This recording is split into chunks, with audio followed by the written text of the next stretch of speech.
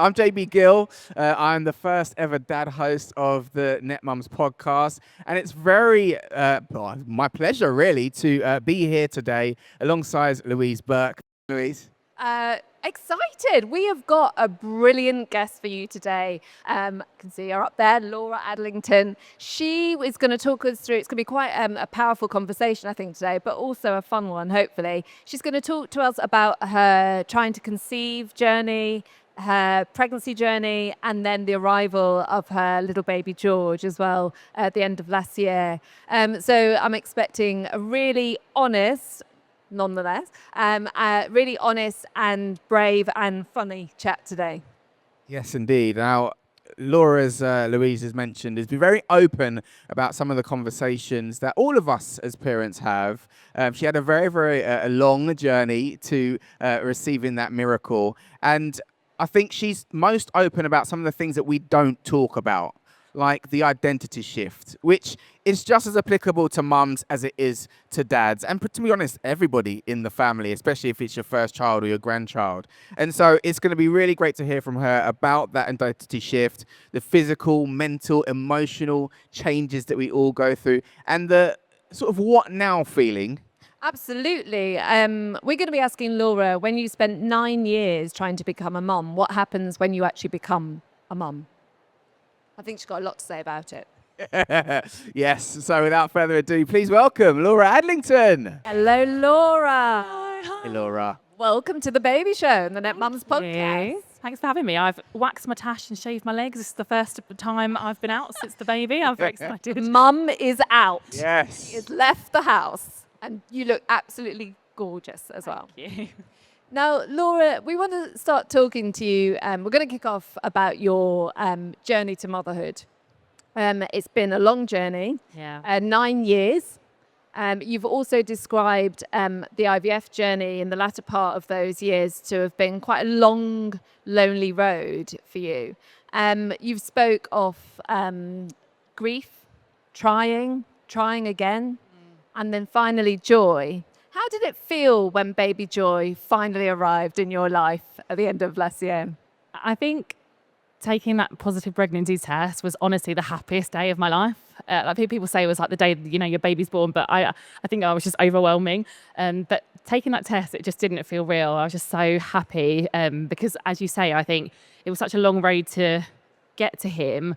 And I think not enough people really talk about the kind of the grief and the loneliness and the isolation that comes with infertility, or like having a baby after loss. And I think it was just absolutely magical. I think it still doesn't feel real even now he's here, but I mean in that moment I was like, oh my god, like there's 2 positive lines. Oh my god. Yeah, I was going to say it's not just necessarily the arrival of the baby itself, but it's that when you do that pregnancy test and you see it there, that blue line, and you know it's real. Yeah. Life's about to change in a big way. Yeah. Literally. I mean, I was going to ask, just tell us about the early days. Was it a moment of you saying, yes, I've finally done it, I've made it? Or did it shift straight away once George was born into something different? And for your partner, Matt, as well. I think we definitely found it really hard, and it is hard, and it's absolutely wonderful in so many ways. It's magical. It's all the things people say it is, and your heart doubles in size. All the cliches really are true, but it is really hard. And I think we both struggle, if I'm honest. And I remember a couple of weeks in, we were bickering, and I think Matt, was very open and vulnerable with me and said, I'm struggling here. Like, I miss our old life a bit. Like the sleep deprivation, I think no one really talks about. And obviously I don't want to put anyone off because it like we were just saying backstage, it gets better and better. It really does. But no, it was like, no one prepares you for bringing that baby home. True. And I remember saying to Matt, when do the grown-ups arrive? I do not feel like absolutely at all like prepared or capable of looking after this tiny little thing. Like, what do I do now? Yeah, absolutely. I was going to say that brings me to my next question, because obviously there's the dream of motherhood, parenthood, starting a family, and then there's reality as well. And you document a lot of that in your Instagram. But when you've wanted something for so long, and you have talked about, you've been very open about that, do you feel guilty for finding it hard?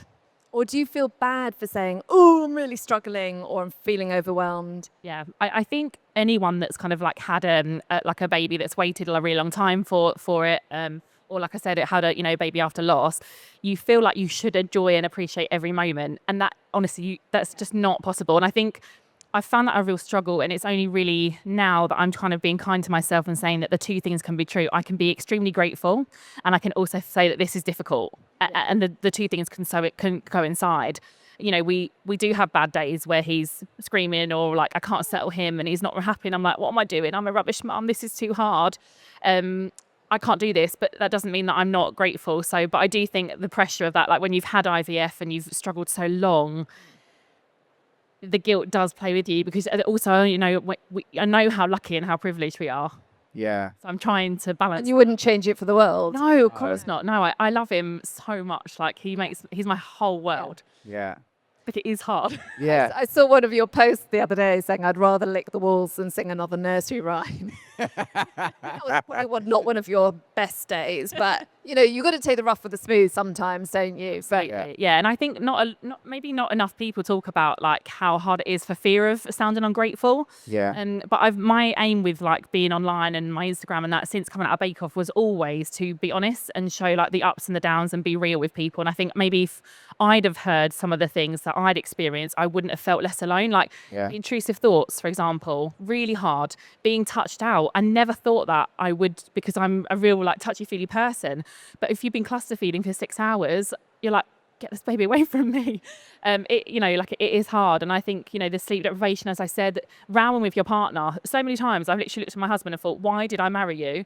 I love him now. We like each other again. But in the early days, it was really, really hard, but not enough people talk about it. So just talk us through some of those early moments, and even if you can, draw us a contrast between prior to the reality of having a baby and then post the reality of having a baby. Yeah, I think, again, because we'd been on our own for such a long time, apart from our lovely dog Buddy, who we adore, we both established in our careers and our life and our routines. So again, it was like we being completely thrown in like whirlwind. You're suddenly at home all the time, and you do lose your autonomy and your freedom a bit. And as I mentioned, I think Matt struggled a bit with missing our old life, missing the holidays and things like that. I think we've always had a really solid relationship. Like we've always been, like really good partnership. But it is hard, and I think that sometimes as well, like the mental load that you have as a mum is, I think, slightly different. Because you're thinking like, right, when's the next feed? When have I, and like you're not putting yourself first for once. When's the next bottle? When's the next nappy change? And I think I found that hard, and then resentment built a little bit. But I think talking to each other is obviously so important, and I think being really open before you have baby about who's going to do what. And the other thing that absolutely saved our marriage was tag team in the night shifts, because I'm like, I before having a baby, I was like, I need 19 hours sleep or I'm grumpy kind of girl. Yeah. It was a big shock. Whereas Matt can survive on a bit less sleep than me. I was trying to do it all day, all night, breastfeeding, like it was too much. And I was like, this isn't sustainable. Yeah. So we then tag teamed. Matt is still in the spare room now, and George is nearly 5 months old. But again, I think people don't want to say that because maybe there's like stigma. Yeah. But for us, it works. So before he was sleeping a bit better, Matt would do the bit of chunk of the evening shift. I'd get some sleep. Yep. Then I'd take over, and then he'd get him early in the morning and do a couple of hours so I could get rest. That is the one thing that I know we're really lucky to be able to do that, but that is the one thing I think that really saved us. Just listening to you talk like that reminds me of those evenings that finally, once when the baby was asleep, we'd sit there spending hours working out the plan for the next day. Who's waking up when, who's taking the baby for a walk, when are we going to feed? The plotting of some of that routine is like almost like on a military level, isn't it? I think it's different when you're bottle feeding and breastfeeding, because obviously when you're breastfeeding, all the onus is on you to instigate the feeds, sit there and with the feeds. And like you say, you do sometimes feel a little bit touched out. On the flip side, I used to find those night feeds so comforting. Same. Like those cuddles where it was just me and the baby. And like, it's true what they say, those real bonding moments. You can't get over that noise of them feeding, can you? I actually miss it, like feeding during the night. I feel like that really bonded us. And I think, what you were saying about as a dad, you can feel left out. And I think we do need to kind of, give the dads more credit and have more honest conversations about that as well, because like about mental health for dads, because I'm sure Matt, my mum, was saying that when George was born, about sort of 4 or 5 weeks in, he was saying that wasn't not bonded. Like he felt a massive sense of protection, but he wasn't feeling that like instant connection and love and bond, because I think because I was doing breastfeeding all the time. Yeah. And it really has come now, and they have the most incredible bond. I think him smiling and laughing has made such a difference. But it is, I think, harder, or can be harder for dads. But even I think for mums, like I thought that when they kind of delivered the baby, I would feel this instant wave of love and connection.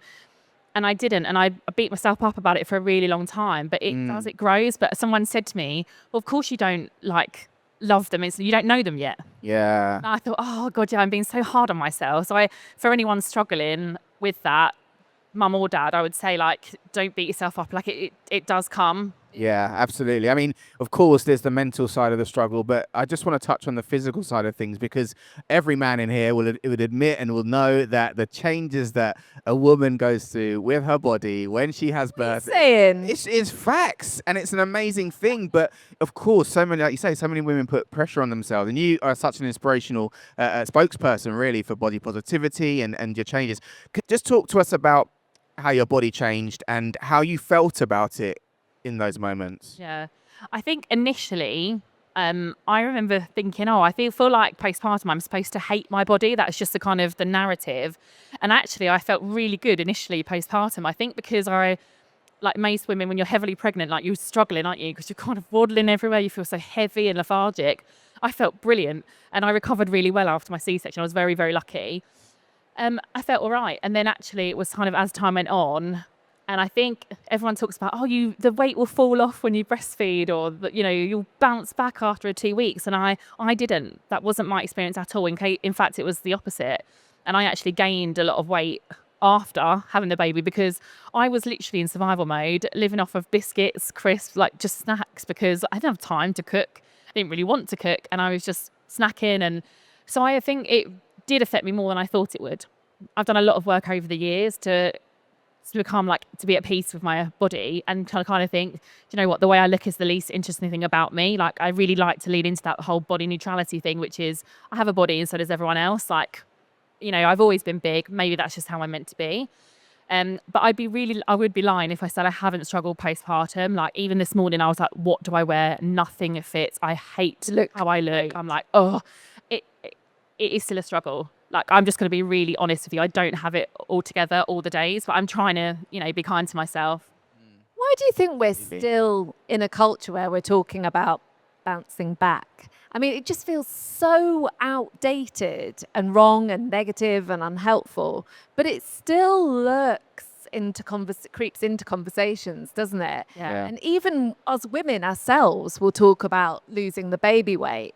It's like we just can't get rid of that stigma around body. I feel like it's like diet culture again, just trying to rearing its ugly head and like putting pressure on women that's unnecessary. There's no way that, you can bounce back after a baby. Like your organs literally move, your body has stretched and changed. And then after 2 weeks, you're supposed to fit in your jeans. Like, no, like it's not going to happen. I think I love social media. I think I personally, I've found a wonderful community on there, but I do think that it can be quite unhelpful for women with the comparison. And I think that's probably what a lot of it is. You see a lot of new mums that kind of will be posting pictures of themselves, like Kendall Jenner, who's having a baby and being like, look at my washboard abs. I think she was 4 months postpartum, and she posted a picture of her in the gym saying no days off.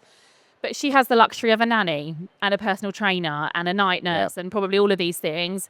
So I think it's really, really hard when you see yourself and you compare yourself to other mums who have maybe bounced back. But I would say that to anyone that is sort of struggling with that isn't the norm. I would say 95% of women struggle and are not feeling themselves postpartum, and that is absolutely normal. And I think we need to kind of take a step back and realise that what our bodies have done and appreciate what they've done for us. Yeah. Did it help, I suppose, hearing Matt's thoughts on that, if that makes sense? Because I was always very supportive of Chloe and just saying, listen, a lot has happened in the last, however, 9 months, 10 months, 12 months, and so many changes have undergone through your body.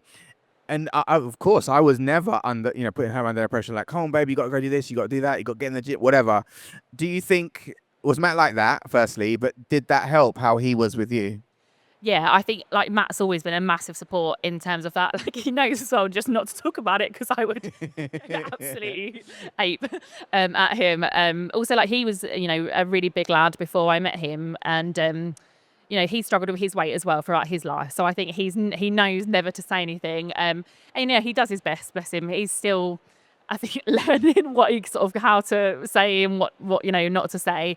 But I've never felt any pressure from him at all to look a certain way or that I need to lose the baby seat, which is, I think, I would say lucky, but surely that's like as it should standard, be, as it should right? be. Yeah. And just hearing you talk, then I'm sat here thinking, isn't it mad that there are some women or new mums that would feel pressure to go to the gym rather than be with their baby and cuddle their baby? The priorities are just off. Yeah. To kilter, aren't they? I mean, if the gym helps you mentally or even physically and you want to do that, I think good time out. Yeah, do whatever is right for you. But for me personally, I can't think of anything worse than going to the gym anyway. But I just wanted to be at home with George, and I do keep having to remind myself this is a season. Like the priority now is him, and I just want to spend as much time with him as possible. And he doesn't care what I look like, does he? He cares that I'm there and that I'm giving him love and changing his bum and that. Yeah. So I've got a question. If your body could talk to you after having a baby, what would it say? I love this question. I think it would say, give yourself a break. Yeah, don't be so hard on yourself. You've done an amazing thing. Just be kind to yourself. Absolutely. So moving on to identity, because you talk a lot about that on all your social platforms, and it's super insightful, and I think it's really interesting and supportive to many, I'm sure. So you were Laura before any of your parenting journey. Yeah. You were Laura when you were trying for a baby and behind the scenes, you were still Laura. But now you're Laura the mum. How does Laura the mum feel? Stronger, more vulnerable? Brave? I think both. All of it. Yeah, I think, like I said earlier, all the cliches are true. He is my whole world. I love that little boy so much. I also feel like I do need my own time. Sometimes I feel like I'm going a bit stir crazy in the house. And I said to my other, I need to go and get my nails done. Just a little act of self-care. Please can you just look after George? I need to go out of the house.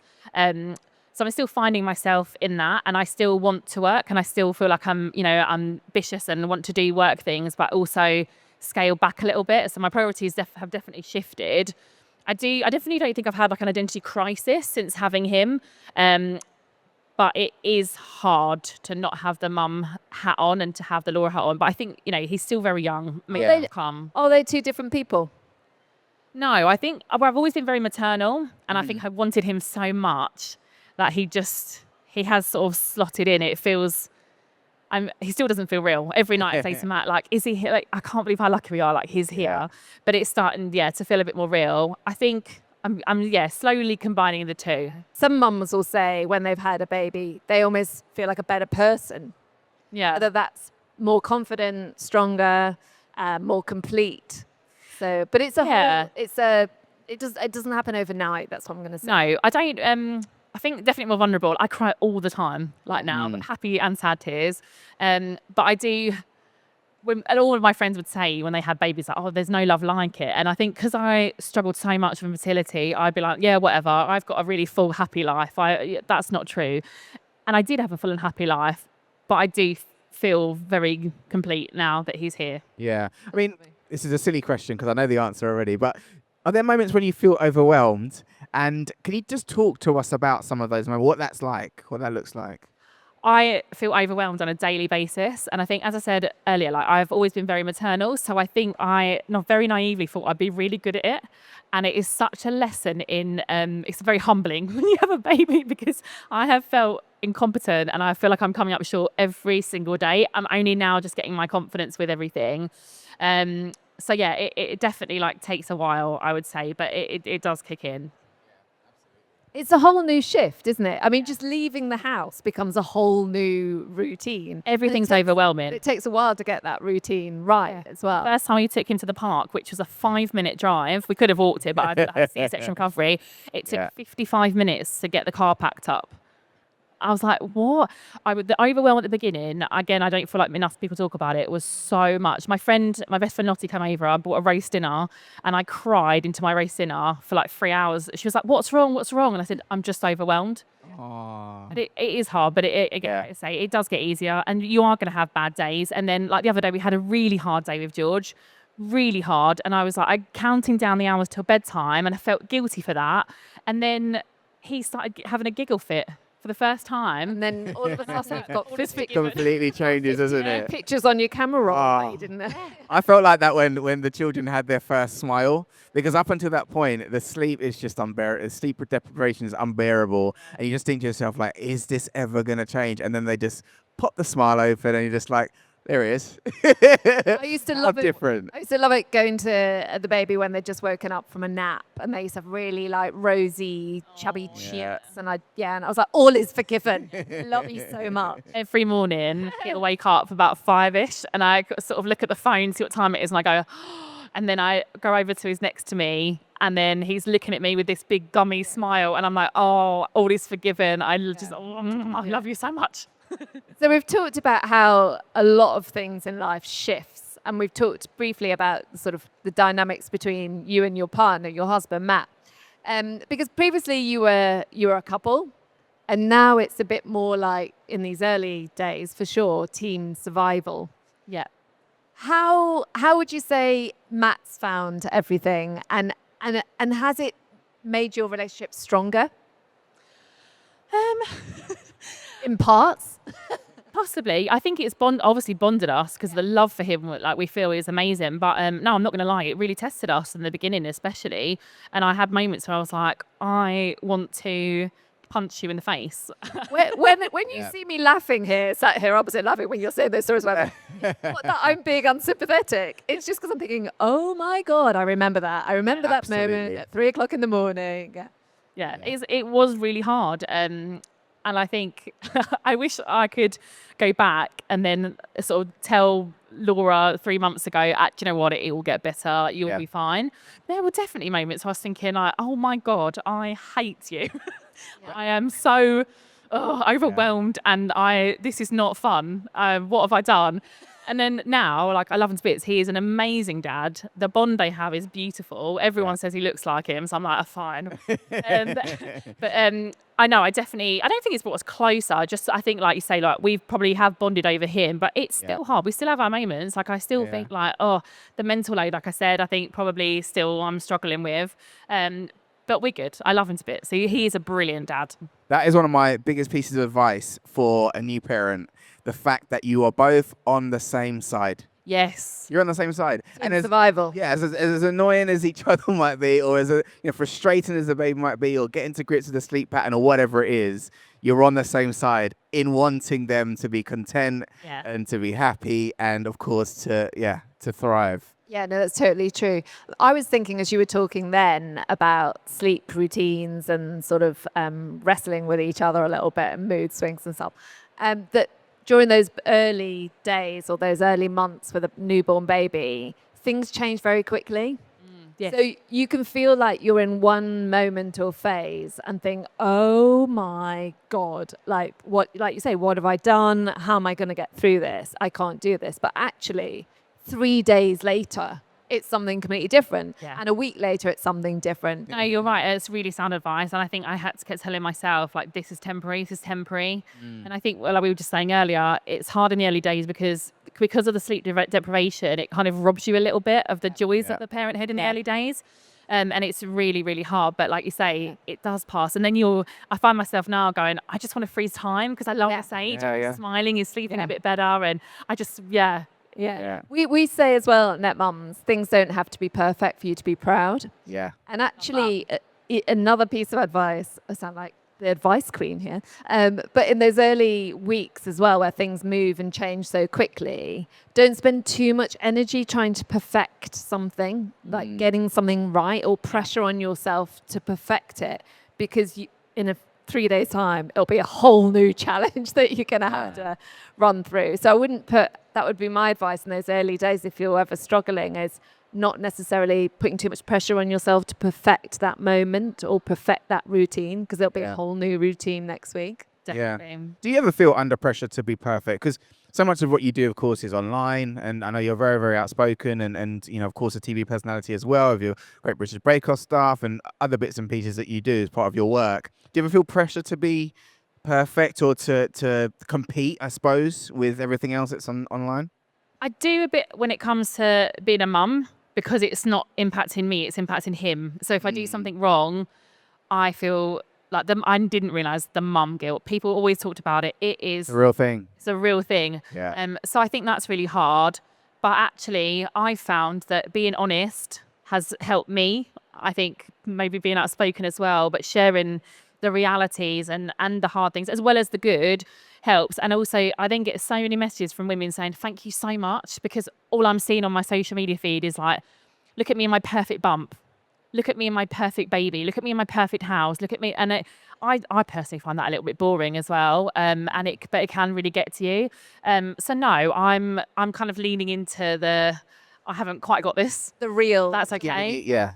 Giving you fuel for a different fire, I suppose. Yeah. Yeah. Oh, I love And it. if you were, because you're in those early months still at the moment, if you were to tap your Laura, the new mum to be, on the shoulder, what would you whisper in her ear? I think I would try and say to her, you will sleep again. First and foremost. You will.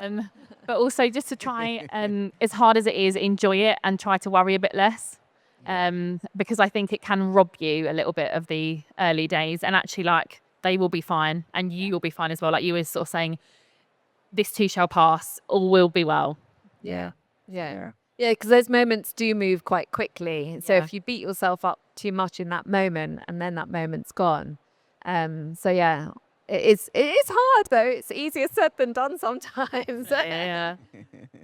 No, well, it's been fantastic, isn't it? It has. You've been a great chat. Thank you. Not been me. No, it's been really, really useful to hear some of your stories, and I'm sure some of the audience as well. It will resonate with brilliantly. But thank you, Laura. Thanks for such a great. Thank you so much.